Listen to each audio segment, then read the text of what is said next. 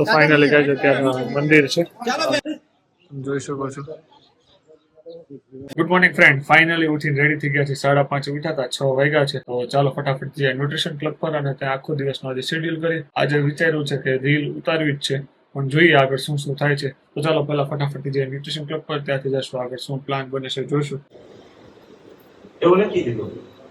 હવે ગોપાલભાઈ ખબર છે, મારે દરરોજ ઊભું રહેવાનું હોય ને જોબ કરે એને વધારે કલાકો ઊભું રહેવાનું, મારે બોડીને પ્રોટીન જોઈએ.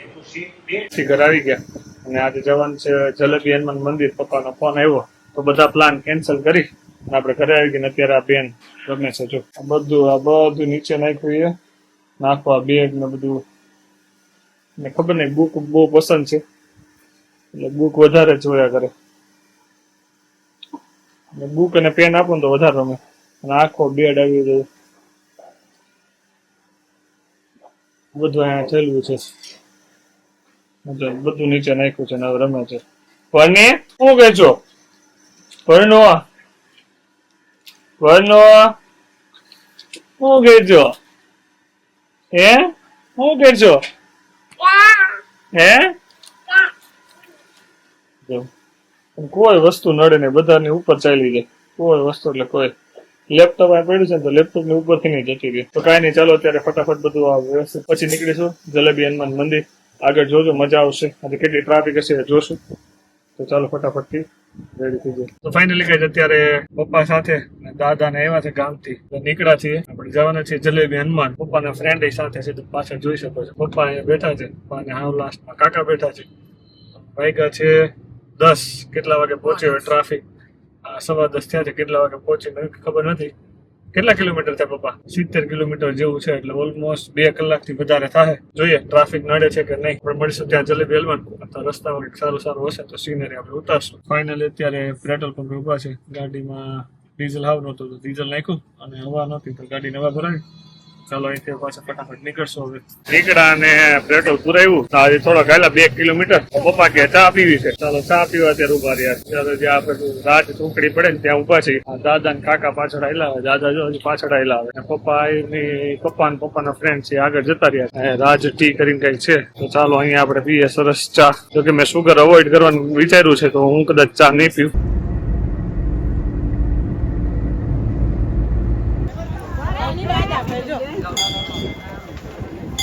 તો ફાઇનલી ગાઈઝ અત્યારે આપણે જલેબી હનુમાન મંદિરે પહોંચી ગયા છે. તમે જોઈ શકો છો.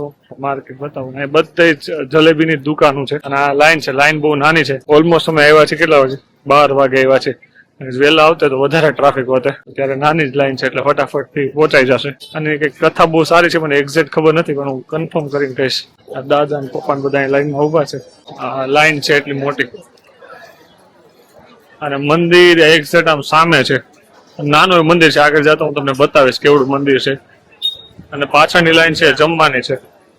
અહીંયા ફ્રીમાં પ્રસાદ પણ છે. અત્યારે દર્શન કરવા માટે પહોંચી ગયા, તમને બતાવું. અહીંયા જ મંદિર છે આગળ. આ મંદિર છે જે નાનું દેખાય ને એ જ મંદિર છે. પાછળ ટ્રાફિક એટલી છે.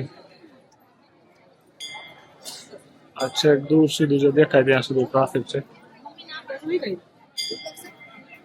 તો ફાઇનલી કહે છે ત્યાં મંદિર છે.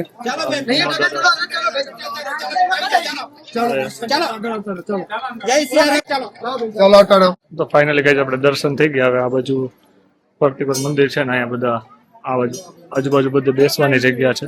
ફરતી પર બેસી શકાય આપણે. પાછળ જોઈ શકો છો હનુમાન ચાલીસા ને બધું લગાડ્યું છે, અને બધા અહીંયા બેસીને જપ કરતા હોય અલગ અલગ.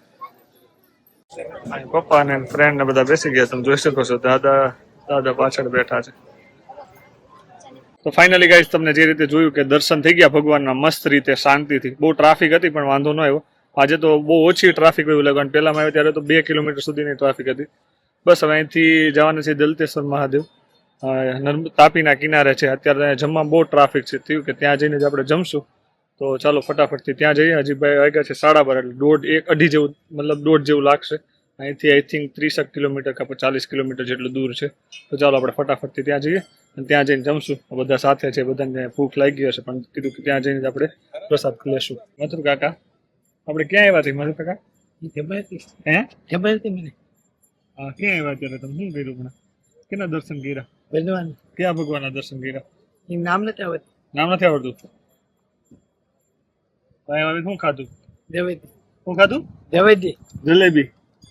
તો ચાલો અહીંથી જલેબી ખવાઈ ગઈ, બધા રેડી થઈ ગયા છે, પપ્પાની બધા આવી ગયા છે.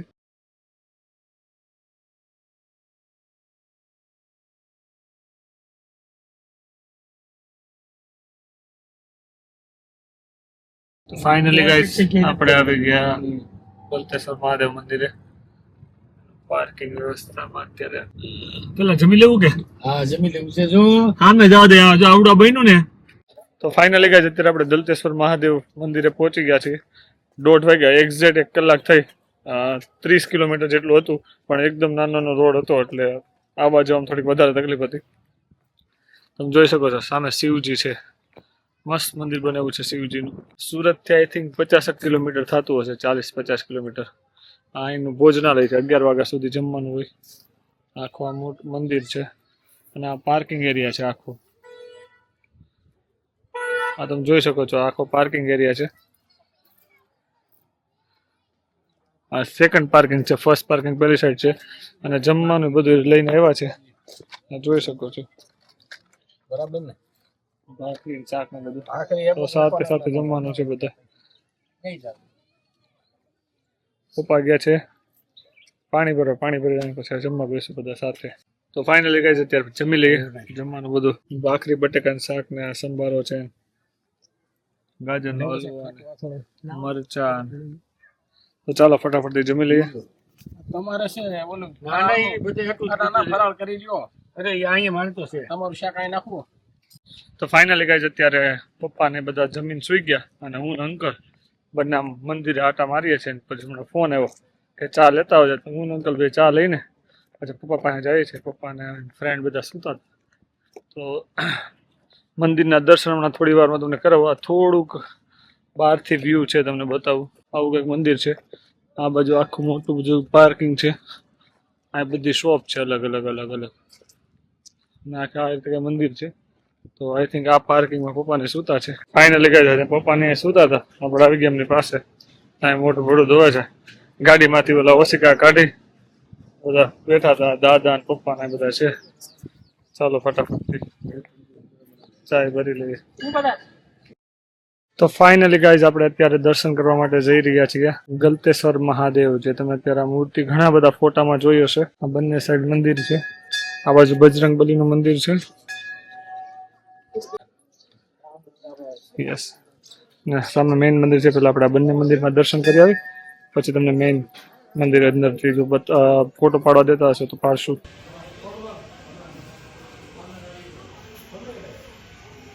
ફાઇનલી અત્યારે આપણે ભગવાનના દર્શન કરવા અંદર જઈ રહ્યા છીએ. આઈ થિંક અંદર વિડીયો અલાઉ નથી તો ત્યાં અંદર શૂટ નહીં થાય. આપણે બહારથી જેટલું અત્યારે શૂટ થાય છે. આ મોટી મહાદેવની મૂર્તિ છે, તમે જોઈ શકો છો. ચાલો અંદર કરી આવી દર્શન. આ બધા જ મહાદેવ બાર જ્યોતિર્લિંગ અહીંયા અલગ અલગ રીતે મૂકેલી છે. તો ફાઇનલી ગાઈઝ અહીંથી દર્શન કરીને આવી ગયા છે. મેઇન મંદિર આ છે. સામે હતી બધી મહાદેવ બાર જ્યોતિર્લિંગ હતી. મેઇન મંદિર અહીંયા છે. અહીંયા વિડીયો શૂટ અલાવ છે કે નહીં ખબર નથી. જો અંદર લખ્યું હશે તો આપણે બંધ કરી દઈશું વિડીયો શૂટિંગ.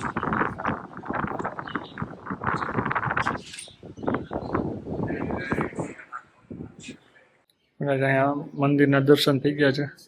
હવે ચાલો થોડું ફોટોગ્રાફી અહીંયા કરીએ પછી જશું ડાયરેક્ટ કરે.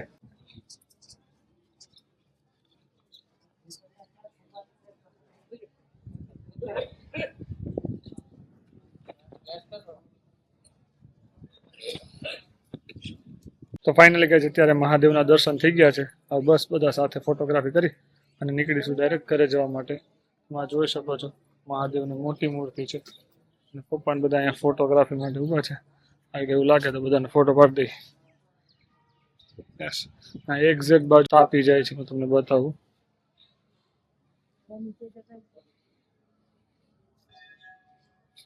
અત્યારે પાણી તો બહુ દૂર છે, તમે જોઈ શકો છો. હવે આપણે જઈએ છીએ ગાર્ડન સાઈડ. એકવાર ત્યાં આટો મારી કે શું શું છે ત્યાં. આખું ગાર્ડન છે, મસ્ત એટમોસ્ફિયર છે. આવી રીતે અલગ અલગ કુબા છે અહીંયા બધા 4-5 કુબા છે. બહુ મોટો કુબો જે સામે છે જે જોઈ શકો છો.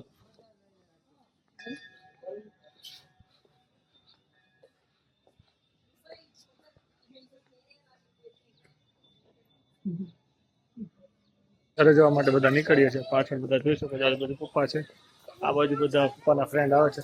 તો ચાલો અત્યારે ફટાફટથી નીકળીએ ઘરે. અને વાગી ગયા છે ઓલમોસ્ટ 4 થયા છે. ઘરે પહોંચતા હજી 2 કલાક તો ઘરે પહોંચતા થશે.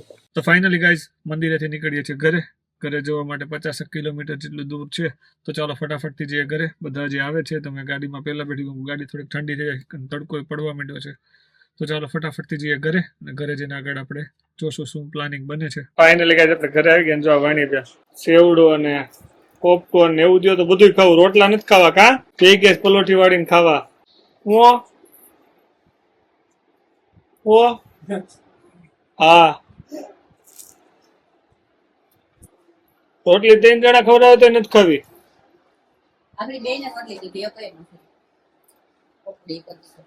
લે આમ કઈ તો નીચે નાખમાં હો.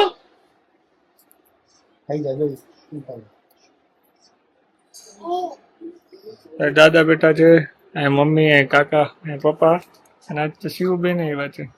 હાય કે તો હાય. હાય મને હાય હાય હાય. આમાં શું ખાશો? પોપકોર્ન ઘરે બનાવ્યો છે એટલે.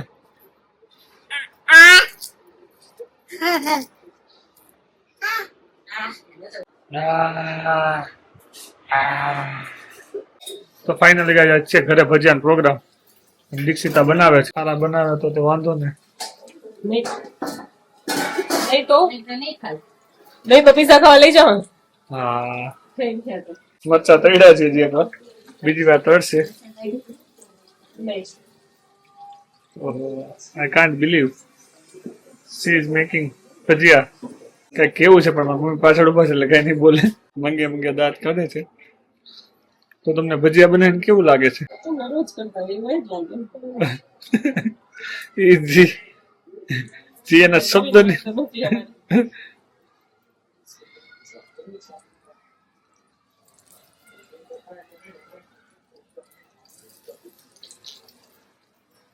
તો ફાઇનલી ગાઈસ દીક્ષિતા મેડમ બનાવે છે ગોટા,